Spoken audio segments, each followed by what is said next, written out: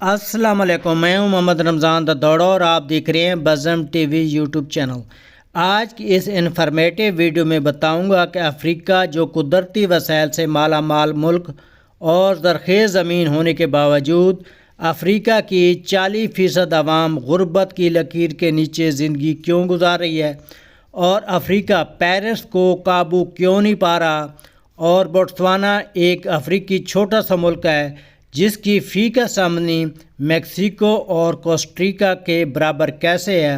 آج کی اس ویڈیو میں ان تمام سوالات کے جواب دینے لگا ہوں، تو چینل کو کر لیں سبسکرائب اور کرتے ہیں ویڈیو سٹارٹ۔ دوستو، افریقہ دنیا کا سب سے بڑا دوسرا براعظم ہے جو قدرتی وسائل سے مالا مال ہے۔ پوری دنیا میں 30% قدرتی وسائل براعظم افریقہ کے پاس ہیں، وہ سونا ہو یا چاندی، یورینیم ہو یا پلاٹینیم، ہائیڈرو ہو یا سولر انرجی، گیس ہو یا آئل کے ریزرو ہوں۔ اس کے علاوہ افریقہ کی زمین زرخیز ہے اور ہر قسم کی فصلیں ہوتی ہیں، لیکن اتنے ہونے کے باوجود افریقہ غریب ملک کیوں ہے؟ افریقہ کی 40% آبادی شدید غربت کا شکار ہے۔ وہ ایسا کیوں ہے؟ اتنا سب کچھ ہونے کے باوجود افریقہ آج بھی صرف بھوک، غریبی، کرپشن اور سیاسی عدم استحکام کی وجہ سے کیوں پہچانا جاتا ہے؟ لوگوں کا خیال ہے کہ مغربی ممالک نے افریقہ کو فائدے کے لیے استعمال کیا، اور افریقہ میں حد سے زیادہ کرپشن کا ہونا بھی ہے۔ اور کون کون سی وجوہات ہیں جن کی بنا پر افریقہ کی یہ حالت ہو گئی ہے؟ دوستو، یہ تو سب جانتے ہیں اور اس میں کوئی شک نہیں کہ افریقہ کو اس حال میں مغربی ممالک کا بڑا ہاتھ ہے۔ برطانیہ اور فرینچ کے زیر سایہ افریقہ 100 سال تک رہا، اور مغربی ممالک نے اپنے فائدے کے لیے افریقہ کی بہت ساری قدرتی وسائل پر قابض رہا اور بھرپور اس کا فائدہ اٹھایا۔ 19ویں صدی میں افریقہ سے جسمانی طور پر مضبوط لوگوں کو غلام بنا کر یورپ لایا گیا۔ اس طرح ویسٹرن پاور کے درمیان کوئی افریقہ کو کنٹرول کرنے کے لیے ٹسل رہی۔ افریقہ سے گولڈ اور ڈائمنڈ کے ریزرو حاصل کرنے کے لیے ہزاروں افریقن لوگوں کو غلام بنا کر لایا گیا اور ہزاروں افریقن کو مروا دیا گیا۔ یہ کام ویسٹرن پاور کرتی تھی۔ افریقہ کو اس حال میں پہنچانے میں مغربی ممالک کا بڑا ہاتھ ہے، مگر یہ کام برصغیر اور سنگاپور میں بھی ہوا تھا، مگر یہ ملک افریقہ سے آگے کیوں نکل گئے؟ لیکن افریقہ کی جغرافیائی پرابلم بھی ان کا ہاتھ تھا۔ کسی بھی ملک یا براعظم کے لیے کوسٹ لائن بہت ضروری ہوتی ہے۔ دنیا کی 80% تجارت سمندروں کے ذریعے ہوتی ہے۔ کوسٹ لائن دراصل زمین کے اس حصے کو کہتے ہیں جو سمندر کے ساتھ ہوتا ہے اور اس کے ساتھ سمندر لگتا ہے، مگر بدقسمتی افریقہ کی اکثریت اس قابل نہیں کہ یہاں پر سی پارٹس بنائے جا سکیں۔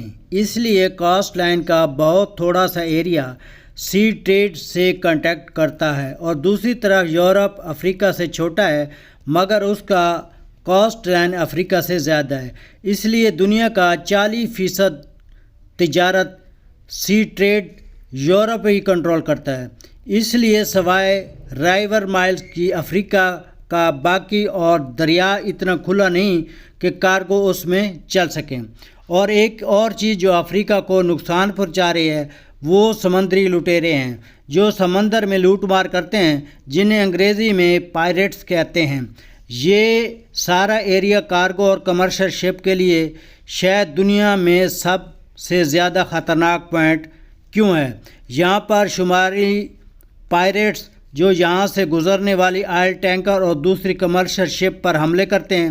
اس لیے یہاں جبوٹی میں مختلف ممالک نے ملٹری بیس بنائے ہوئے ہیں تاکہ سارے روٹ کی حفاظت ہو سکے۔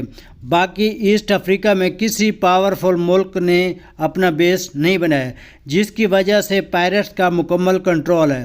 اس طرح ویسٹرن افریقہ میں سمندری لٹیروں کی وجہ سے یہاں سے گزرنے والی شپ کے لیے خطرناک پوائنٹ بنا ہوا ہے۔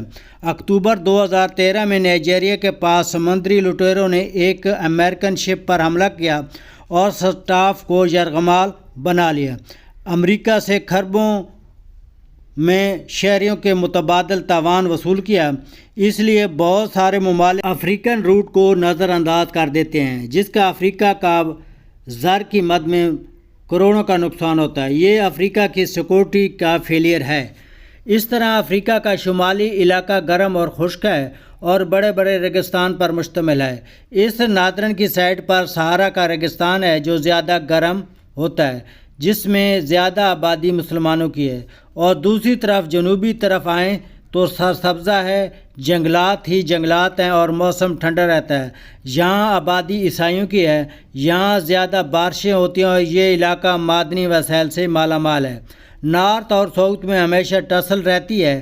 اس کی بڑی وجہ کہ یہاں کے بارڈر ہیں جو برطانیہ اور فرینچ نے بنائے تھے، جو انہوں نے اپنے فائدے کے لیے بنائے تھے، اور سزا اب افریقہ کو مل رہی ہے۔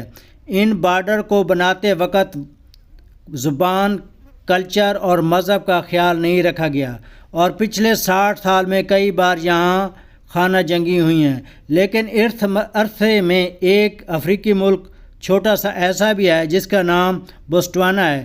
بوتسوانا آج افریقہ کا سب سے امیر ملک بن چکا ہے۔ بوتسوانا باقی افریقی ممالک کی طرح 1967 میں انہوں نے آزادی حاصل کی۔ جہاں آج افریقی شدید غریبی کا شکار ہیں، وہاں پر بوتسوانا کی فی کس آمدنی میکسیکو اور کوسٹاریکا کے برابر ہے۔ بوتسوانا کے اس سنگ میل کو عبور کیسے کیا؟ افریقی بقیہ ممالک کے لیے بوتسوانا ایک رول ماڈل ہے۔ افریقہ کو کسی باہر سے آ کر درست کسی نے نہیں کرنا۔ افریقہ کو اپنے سخت فیصلے کرنے ہوں گے، کرپشن اور پیرٹس کو روکنا ہوگا۔ چائنا اور رشیا کی سرمایہ کاری سے افریقہ کی تقدیر بدل سکتی ہے۔